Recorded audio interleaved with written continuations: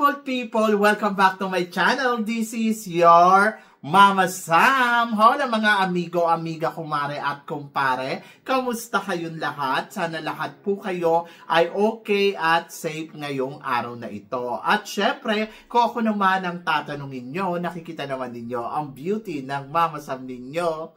Fresh overload pa rin, di ba? Ganyan talaga kapag umiinom ka ng maraming vitamin C plus kumakain ka ng maraming banana. Dahil sa banana, mas nakakaloka ang ganda ng Mama Sam ninyo. Charot! So, kamusta naman kayong lahat? Sana lahat kayo ay okay na okay ngayong araw ng Thursday. So, happy Thursday sa atin lahat ng bonggang-bongga. And then, of course, masayang-masaya ang Mama Sam ninyo dahil syempre, bukas ay preliminary competition na ng Mr. Cosmopolitan. At excited tayo dyan. And then, bukas wala din akong pasok sa school. Hindi ako pupunta sa kanila. Charot. So, yan. So, eto na. Syempre, gusto ko rin magpasalamat sa mga tumatangkilik dito sa channel natin. Maraming salamat sa walang sawang suporta na binibigay ninyo. At hindi lang yan, syempre, sa mga bago nating subscribers, hello po sa inyo lahat. Maraming salamat sa pagmamahal at suporta. At ayun nga, sa mga makasolid na makamamasam dyan na talaga naman nakakataba ng puso. Maraming salamat po sa pagmamahal. So, ngayong araw na to, marami akong hatid na chika sa inyo na talaga naman, oh my gosh, magtataas ang kilay ninyo ng bonggang-bongga sa mga pag-uusapan natin ngayon. Kaya guys, wag na nating patagalin ang ating mga chika. So, Mr. International, malapit na at ito na nga, Diyos ko, magsisimula na ang kanilang pageant sa next Friday kung saan ang mga kandidato ng Mr. International ay magdadatingan dito sa Bangkok, Thailand. So, anong chika mo dito, Mama Sam? Well, ang chika ko dyan, I'm so excited. Excited ako dahil, syempre, alam mo na, di ba? Iba pa rin yung feeling na makikita mo na talaga yung mga inaabangan mong candidates dito. Pero malungkot sa kabilang banda kasi, syempre, si Samuel, ang last year na Mr. International, ay tapos na ang reigning niya na parang ganun lang. Charot. So, mabilis tinapos yung reigning niya. Dati kasi December ginawa yung Mr. International, tapos ngayon parang biglang September pa lang go na, o diba? So parang ilang buwan lang siyang reigning na Mr. International. Pero kung kagwapuhan pa rin ang pag-uusapan, ay talaga naman grabe. Diyos ko, walang tataob sa pagiging black handsome niya, di ba? So, yung mga Nigerian na mga nakikita kong pambato sa ibang pageant, parang hindi nila kayang pantayan ang kagwapuhan ni Mr. Nigeria. Winner na winner talaga yun. And then, ayun nga. So, syempre excited ako kung ano nga ba ang magaganap sa mga susunod na araw dito sa Mr. International. At syempre, inaabangan natin dyan ang ating pambato na si Kurt Bondat. So, yun. So, nako, excited na talaga akong makita din si Kurt. Actually, nakita ko na si Kurt sa personal noong 2018. Tapos, ayun. So, ngayon, makikita ko na uli siya. And then, ay nako, promise, interviewin ko yan. So, yan. At excited ako for him dahil syempre malakas nga ang laban ni Kurt. Pero syempre bago muna lumaban si Kurt, tapusin muna natin dito kay Kenneth Marcelino na ayun nga, di ba kahapon nga sila ng national costume. So, bukas na yung prelim nila. Sabi ko kay Kenneth kanina, Kenneth, galingan mo ha. Kasi talagang kung iisipin mo, pwede si Kenneth manalo talaga ng Mr. Cosmopolitan. Parang kaya niyang makuha yung title. Ang ano lang doon, siguro kailangan lang talaga galingan. Kasi pag may nakita silang mas magaling pa kay Kenneth, ayun na yun. Diba? So, syempre lahat naman ng kandidato, nakita natin sa national costume pa lang. Diyos ko, arangkado na sila lahat. Diba? May mga pag ganun na, kaya naluloka ako. So, naniniwala ako na gagawin ni Kenneth ang lahat ng makakaya niya. Kasi yun naman yung sinabi niya sa akin. Sabi niya, Mama Sam, huwag ka mag-alala. Lalaban natin to. Kaya, go Kenneth! So yun, gusto ko siyang manalo. Gusto ko mag-title si Kenneth kasi parang deserve naman niya yun. So yun, good luck na lang sa magiging laban niya. At syempre, good luck sa Mr. International na malapit na. At para naman sa sumunod natin, chika, eto nga, Emma Tiglao, wagi sa latest surveys for Miss Grand. Anong chika mo dito, Mama Sam? So, ayun. So, ang nangunguna kasi dati si Czech Republic. Tapos ngayon, ayan na, si Emma Tiglao na ang nangunguna. Kaya happy naman ako. Kasi syempre, umaarangkada tayo sa mga survey. Pero guys, survey lang to. Iba pa din yung actual. So, ako naniniwala naman ako na malaki ang gagawing eksena dito ni Emma Tiglao. Ang payo nga daw ni CJ Opiasa kay Emma Tiglao, huwag kang maghintay kung kailan yung when to pick. Kailangan simula pa lang, pasabog ka na. At tama naman yun. Kailangan talaga yung energy, consistent siya from the beginning until end. And then, kung ano yung ipapakita niya sa simula, kailangan meron siyang ibubuga hanggang sa dulo ng competition.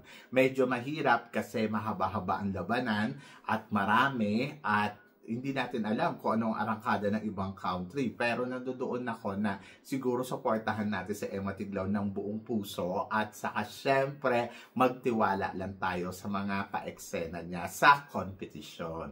At yun yung abangan natin kasi syempre pak, di ba? Ang labanan dito. And then sana ma-excite din kayo sa mga ipapakita ng Miss Grand sa atin ngayong taon na to, di ba? Kasi syempre ayan na nga, si Mr. Nawat na ang may hawak na lahat ng mga franchise dito. So, tingnan natin kung ano ang pasabog niya sa Miss Grand. O, diba? Nakakaloka. Diyos ka.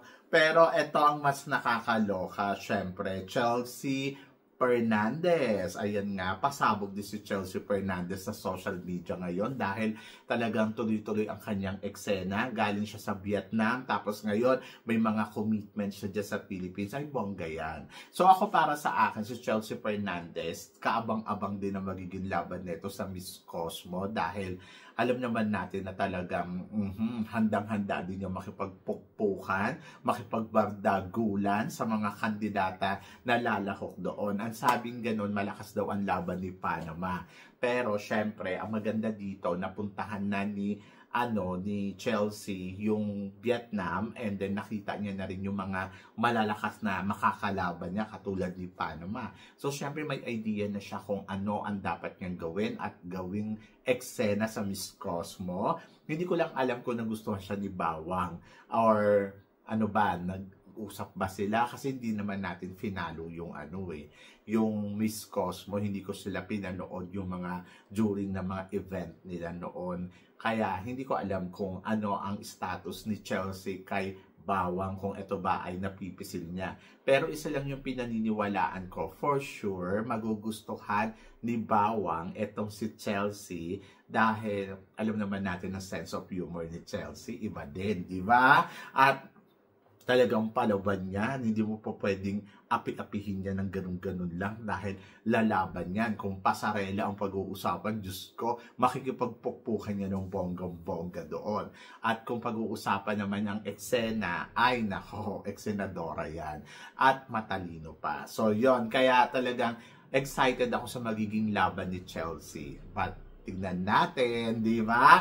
At para naman sa sumunod natin, chika, Michelle Arceo, magkukumpit daw ba sa international pageant?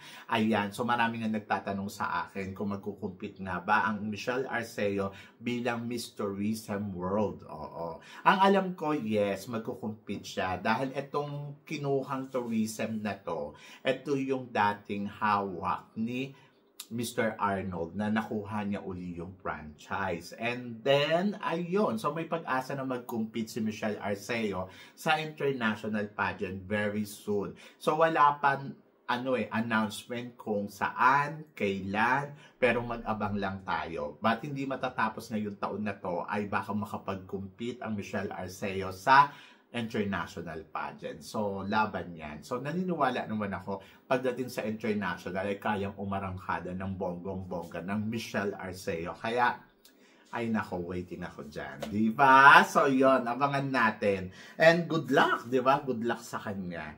At para naman sa sumunod na chika, Pia Wurtzbach, makuha kaya bilang judge sa Miss Universe ngayong taon na to, or maging part kaya siya ng Miss Universe ngayong taon na to. Napansin natin na etong sa JKN era, hindi nila iniimbitahan si Pia Wurtzbach. Hindi ko alam kung nag-try ba ang JKN na imbitahan si Pia or hindi talaga nila naiimbitahan. Lagi lang natin nakikita dyan si Miss Catriona Gray, di ba? Si Catriona Gray talagang mula nung nagsimula ang JKN, ay ayun na talagang pinapunta na nila si Catriona, naging host si Catriona, ano ba to? O co-host nila si Catriona hanggang nung nakaraang taon. Pero ngayon, nung nakaraang taon din ba? Parang nakalimutan ko na. So ngayon, taon na to, so aabangan natin kung si Catriona ba ay magiging part ngayon ng Miss Universe. Pero ang tanong ng kadamihan, bakit si Pia Wurtzbach ay hindi nila naiimbitahan? So I hope na sana maging part din si Pia, no? Hindi ko alam. But looking forward ako, hindi ba nila gusto si Pia? Kung ako ang tatanungin ninyo ha, iba din ang naging remarkable ni Pia sa Miss Universe. At nakita naman ninyo hanggang ngayon talagang masasabi ko, Pia Wurtzbach, oh my gosh, na-maintain niya talaga yung ingay ng pangalan niya, na-maintain niya yung status niya as a Miss Universe. Diba? So yon talagang mukha pa rin siyang mamahalin at busy-busy ang lola mo sa iba't ibang commitments niya. Kaya para sa akin, Pia Wurtzbach talaga. Isa yan sa mga favorite ko.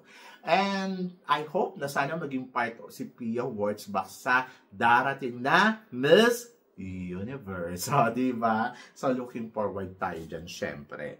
And then, ito, ang pinaka-inaabangan, syempre, dalawang malakas na bansa sa Asia sa Miss Universe. Ito nga ay ang Philippines at ang Thailand.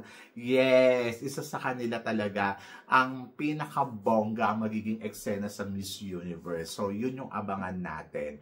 But ako, syempre, I go for Atisa Manalo. I love Vina. So, nakakausap ko si Vina. And pinuportahan ko din si Vina during her compete sa Miss Universe Thailand. Pero kasi syempre iba ng usapan to, international na to. So doon muna ako kay Maria Atisa Manalo, Philippines. So yan, so syempre looking forward ako kung ano yung mga ipapakitang pasabog dito ni Maria Atisa Manalo very soon na. So ilang buwan na lang yung hintayin natin. It's 2 months to go. Tama ba? September, October, November. Yes, 2 months to go. Actually, nagdaran na nga lang yan ng 1 month eh. Dahil pagdating ng October, syempre simula na ang Miss Universe. So yun, sa mga nagtatanong kung natuloy ba si Maria Atisa Manalo pumunta ng Bangkok, Thailand, to be honest, parang feeling ko hindi. Oo. And then, kung ako ang tatanungin ninyo, honest opinion ko lang, hindi niya na kailangan pumunta ng Bangkok para gawin yung mga katulad ng ginawa ni Catriona. Kasi parang feeling ko, magiging copycat lang siya ni Catriona. So, dapat hindi niya nagagawin yun. So, mas maganda na gumawa siya ng sarili niyang eksena na magre-remark na para sa kanya. Di ba? Kasi syempre, pag ginawa mo yung ginawa ni Catriona, parang ano ba yan?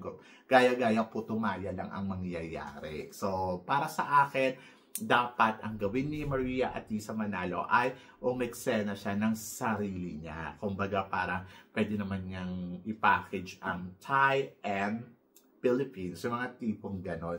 Parang ang ipopromote niya yung tourism natin. And then may konting promotion din para sa Thailand. Ganon. So yun. So parang feeling ko hindi niya na kailangan pang mag-abala na pumunta ng ano. So, syempre, excited tayo kung anong magiging eksena ni Atisa. And then, syempre, si Vina, ayun na nga, nagpiprepare na sila ng bonggang-bongga. So, syempre, umasa tayo na magta-transform pa yan na parang transformer si Vina. Charot.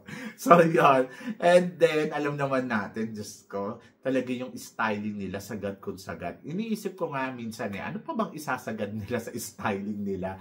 Parang feeling ko sinagad na nila ng bonggang-bongga. May ipapakita pa kaya silang the best? Mga tipong ganon. Hindi ko alam. But looking forward ako kung ano ang magiging eksena nila, ganap nila, at paandar nila sa darating na Miss Universe. O, diba? So, yun. So, sobrang na-excite ako dyan. Promise. And then, ayun, looking forward ako kung ano ang magiging ganap ng dalawang bansang to at kung sino nga ba ang aariba hanggang sa dulo ng kompetisyon ng Miss Universe. At yun yung abangan natin. Diba? So, I'm so excited. Pareho silang malakas para sa akin.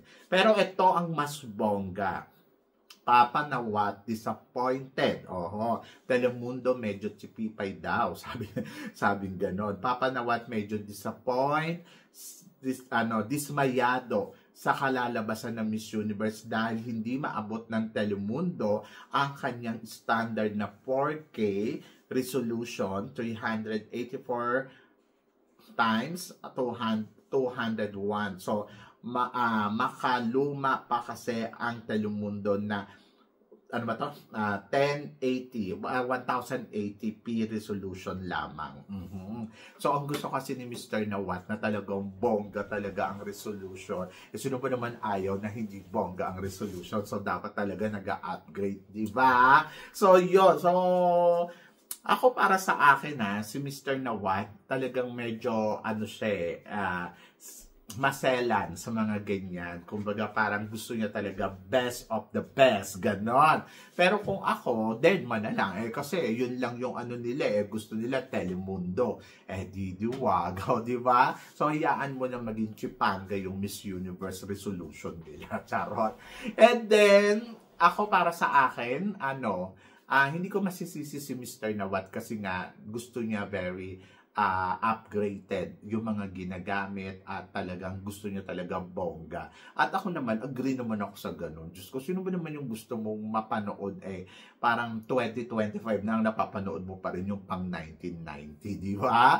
Diyos ko, nakakaloka. Kaya nga sabi ko nga sa Pilipinas dapat yung mga pageant talagang nag-upgrade na rin sila. Hindi naman nagkakaroon ng comparison. Pero kasi 2025 na ngayon. Kumbaga dapat ang lahat ng mga ginagamit nila talagang upgraded na. So, syempre, business nila yan, gastusan nila ng bonggang-bongga. Medyo may kamahalan, pero dapat nag-i-invest talaga sila sa mga gagamitin nila para sa kanilang pageant. Para ang ending, ang pageant nila ay high resolution din. Di ba? So, yun. So, parang yung iba kasi ayaw talaga mag-upgrade. Basta gusto lang kumita ng pera. Charot. So, yun. So, ako naman, para sa akin, naiintindihan ko na medyo may kamahalan, pero you have to invest. Kasi, pag nag-invest ka, mas marami ang talagang makukuha mo pa na di ba? Kumbaga parang you have to be invest and then you have to be upgrade talaga doon sa business mo. So, yun yung kay Mr. Nawat. And then, doon ako natuwa. And then, Telemundo, Diyos ko, mag-upgrade din kayo, charot. So, yun. Anyway, so, wala naman tayong magagawa. And I understand, kahit naman noon sa Venezuela, kapag nanonood ka ng mga pageant nila ngayon, parang ganun din hindi rin naman sila talaga upgraded. Actually, ang Thailand lang talaga yung nakagawa na grabe yung high resolution na ipinapakita talaga sa mga manonood. Kaya nagmumukha talaga silang bongga at maganda sa panangin ng mga taga-subaybay ng mundo ng pageantry. Ganon. Di ba? So, kasi ginagawa nila yung best nila. And I hope sana talaga, lahat ganon. So, yan. So, kayo guys, ano guys ang masasabi ninyo dito sa mga pinag-uusapan natin ngayon? So, please comment below para at least malaman ko naman kung ano naman ang chika mo dito sa mga pinag-uusapan natin. Syempre, maraming salamat po sa inyo lahat sa suporta at pagmamahal na binibigay ninyo syempre dito sa channel ko. At sa mga hindi pa po nakaka-subscribe, please don't forget to click like and subscribe my channel. At i-click nyo na rin po ang notification bell to more updated, syempre, sa aking mga chika. Sabi nga ganon, always keep smiling and laban lang. So guys, hanggang dito na lang. Hanggang sa muli nating chikahan. See you tomorrow. Thank you guys.